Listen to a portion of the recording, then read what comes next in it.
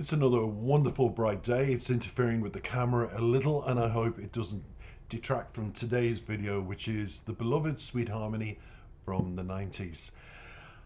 I mightn't have the camera focused 100%, but I'm 100% on this particular single because today it's my birthday and I've decided to celebrate with one of my favorite tracks.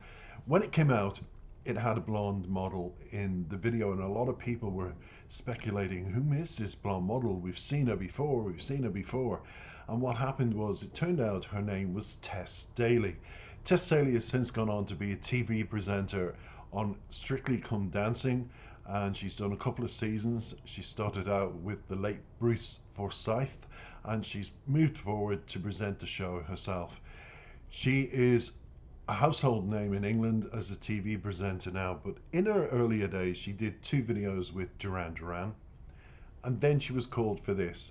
And as she said, this particular video gives her cringe-worthy moments because when she arrived, there was a whole bunch of models.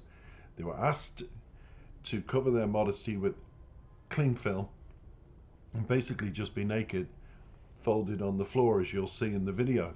So Tess Daly, the blonde one, is the famous TV presenter now that looks back on this video as cringeworthy, but I look back on it as one of the most iconic 90s singles of its time, and it still is. It's a classic that will never, it's timeless. It's one of those videos, it's timeless, that even in years to come, the models were beautiful, everything was tastefully done, and you'll just watch it and watch it time and time again, but most of all because of the music.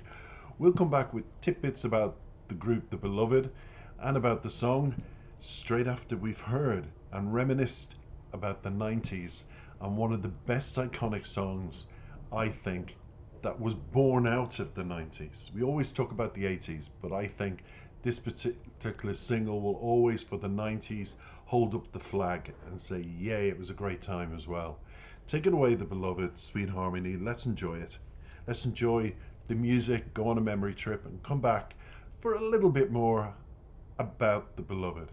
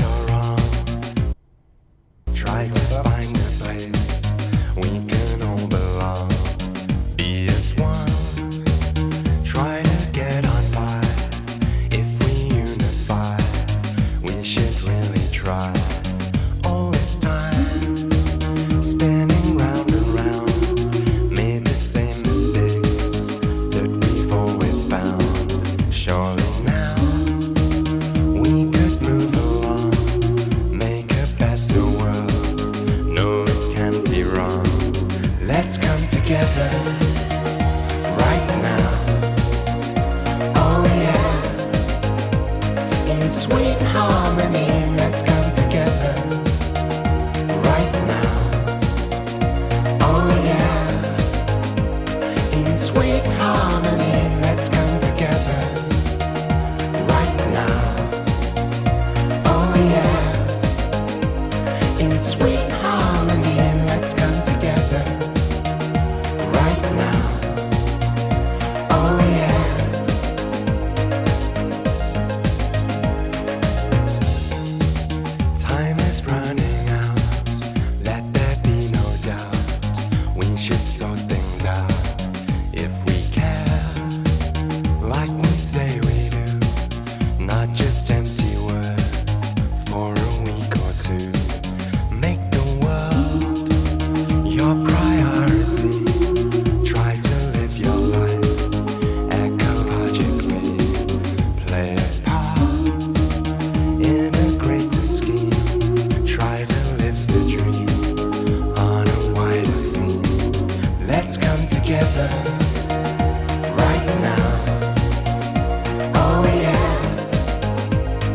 In sweet harmony, let's come together right now.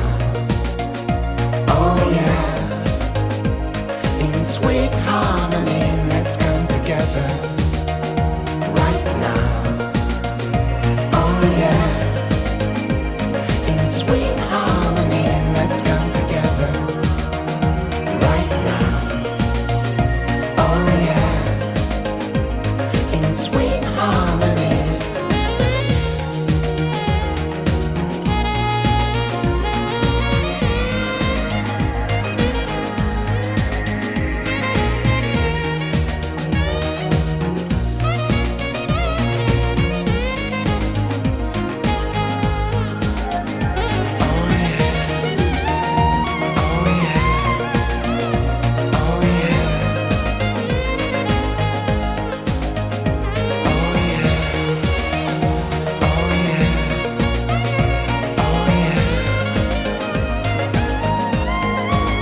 Let's come together right now.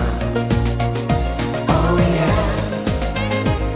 In sweet harmony, let's come together right now. Oh yeah. In sweet harmony, let's come together right now. Oh yeah. In sweet harmony, let's come together. Right now, oh yeah, in sweet harmony, oh yeah, oh yeah, oh yeah,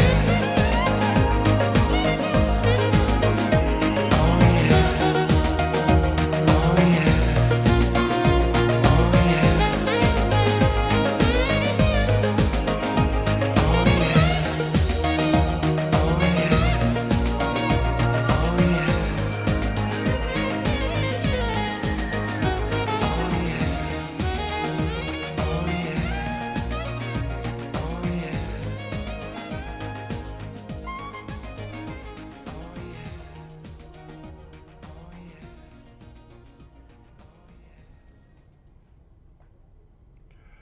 Well, I've got to say that brought me back all the way back to the 90s, and a great memory, because at the time of that particular song, I was probably in one of the happy spots in my life where I just look back and I think I was in a good place at that time, and that song brings it back.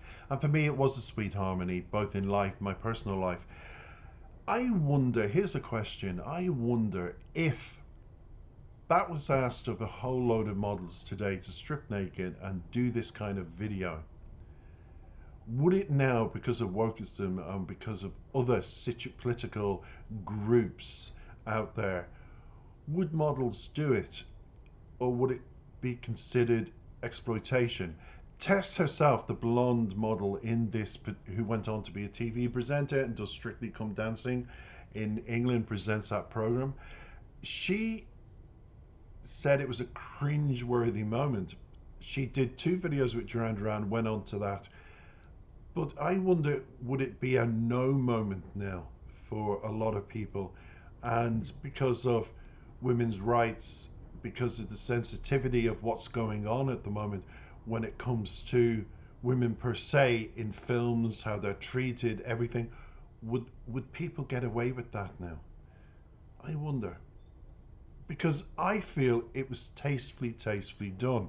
Now the song itself, it surprised me, was wrote by both John Marsh and Helena Marsh, Helena being his wife, and they must have just been inspired by a sexual moment between the two of them, and it was so beautiful a moment that they wrote about it, because it feels to me that's what this song came from, a love situation.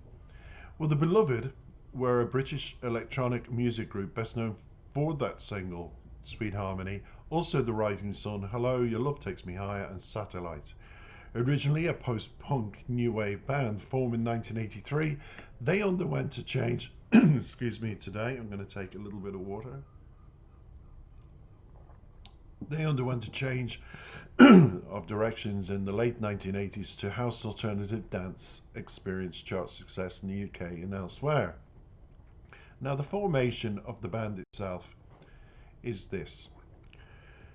According to a commonly known account of the band's formation, John Marsh placed an advertisement in the press in 1983 which read as follows: "I am John Marsh, founder member of the Beloved. Should you wish to do something gorgeous, meet me in exactly 3 years' time at exactly 11 a.m. in Diana's Diner on site thereof, Covent Garden, London, WC2." Now, however, Marsh confirmed in 2017 that this was a story made up for a press release. Marsh first met Stephen Waddington when he joined the band 12th of August as an additional guitarist. Within a few months, Marsh suggested they leave and start their own band, calling themselves The Journey through 1983. And then they recruited bass player Timothy Havard.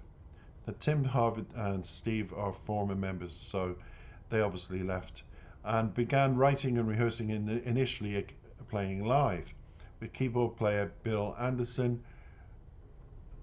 I'm just checking if Bill was a former member. Waddington was singer and principal songwriter. By early 1984, they were the Beloved. Waddington still the frontman, but Marsh in several songs, and Havard and Marsh beginning to take over most of the songwriting. And by the autumn, Marsh was the lead singer, still drumming on demos and in rehearsal. He waited outside the BBC Portland Place one night and gave a demo tape to John Peel. John Peel, by the way, was a radio presenter. I remember him very well in the evening times. He was so ahead of his time. Like if you had a edgy punk rock type of thing. He was also a presenter of Top of the Pops, I remember that, which was a program in England that presented the top 40 every week best-selling singles, and he was one of those, but well-respected BBC radio presenter. Also a record producer and a journalist. And he was one of the original radio DJs, broadcasting regularly from 1967 to when the Radio 1 changed their whole format and decided to let go all the regular presenters and bring in new blood to the channel. It didn't do as well. I have to say I think it was the worst move they ever made. But anyway, within a fortnight they'd been booked for a session. John liked what he heard on the demo tape and gave Marsh and him a chance to come in and play live. And Marsh's school friend Guy Gausden had played drums with them a couple of gigs, and they persuaded him to join as a permanent member. Having barely rehearsed, within 2 brand new songs out of 4, they debuted as a 4-piece on the BBC One on January the 8th, 1985. Initially, they had indie success.